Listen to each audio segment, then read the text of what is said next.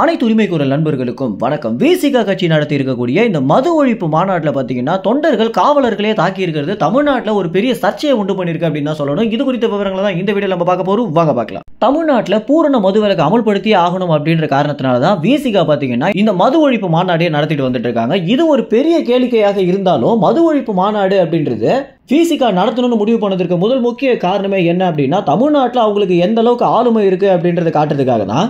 ஏன்னா நாம் தமிழ் கட்சியெல்லாம் பார்த்தீங்கன்னா ஒரு மாநாடியோ அல்லது ஒரு பொதுக்கூட்டத்தையோ நடத்துறாங்க அப்படின்னா அந்த கூட்டத்திற்கு கூட்டமாக மக்கள் வர்றதும் அதற்கு பிறகு காசு கொடுக்காம எப்படி அந்த மனுஷன் இவ்வளோ பெரிய கூட்டத்தை கூட்டுறாரு அப்படின்னு அனைவருமே பாராட்டுற ஒரு விஷயம் தான் திருமாவளவனை பெரிதளவில் பாதிச்சிருக்கு அப்படின்னு சொல்லலாம். இந்த ஒரு காரணத்தினால எங்க கட்சிக்கு எந்த அளவுக்கு ஆளுமை இருக்கு அப்படின்றத நானும் காட்டுறேன் அப்படின்னு வீம்புக்காக ஆரம்பிச்சது தான் இந்த ஒரு மாநாடு அப்படின்னு ஏகப்பட்ட விமர்சனங்கள் இருக்கு.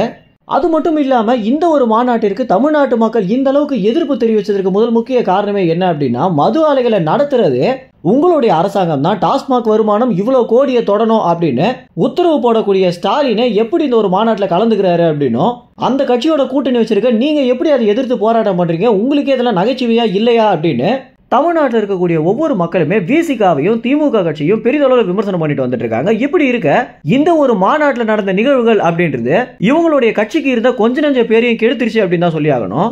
நாகரிகமே இல்லாத தொண்டர்களை திருமாவளவன் வச்சிருக்காரு அப்படின்னு அனைவருமே பார்த்தீங்கன்னா தற்போது விமர்சனம் பண்ணிட்டு வந்துட்டு இருக்காங்க. இதற்கு முதல் முக்கிய காரணமே விசிகா மாநாட்டில் கலந்துகிட்ட தொண்டர்கள் மது ஒழிப்பு மாநாட்டில் கலந்துக்கணும்னு கூட தெரியாம அவங்களே மது அருந்திட்டு வந்ததும் அதற்கு பிறகு அந்த இடத்துல நிறைய கலவரங்களை உண்டு பண்ணதும் காவலர்களை திக்குமுக ஆட வச்சதும் அப்படின்னு விசிக கட்சிக்கு எதுக்கு இந்த மாநாட்டுக்கு நம்ம அனுமதி கொடுத்தோம் அப்படின்னு திமுக கட்சியை யோசிக்கிற அளவுக்கு தான் விசிகாவுடைய தொண்டர்கள் பண்ணியிருந்தாங்க. குறிப்பாக அங்கிருந்த காவலர்களை தொண்டர்கள் தாக்கி இருந்தது அப்படின்றது ஒரு பெரிய அதிர்வலையை உண்டு பண்ணியிருக்கு அப்படின்னு தான் சொல்லணும். குடிச்சிட்டு போதையில் அங்கிருந்த காவலர்கள் அடிச்சதும் அதற்கு பிறகு ஸ்டேஜ் மேலே ஏறி டான்ஸ் ஆடுறதும் அப்படின்னு இவங்க கட்சியுடைய தொண்டர்களா அல்லது புள்ளிங்கோகளா அப்படின்னு அனைவருமே யோசிக்கிற அளவு தான் இருந்துச்சு. இந்த ஒரு மாநாட்டின் மூலம் நமக்கு எப்படியாவது நல்ல பேர் கிடைச்சிடும் அப்படின்னு நினைச்சிட்டு இருந்த திருமாவளவனுக்கு பார்த்தீங்கன்னா இது ஒரு பெரிய அடியா விழுந்திருக்கு அப்படின்னு தான் சொல்லணும்.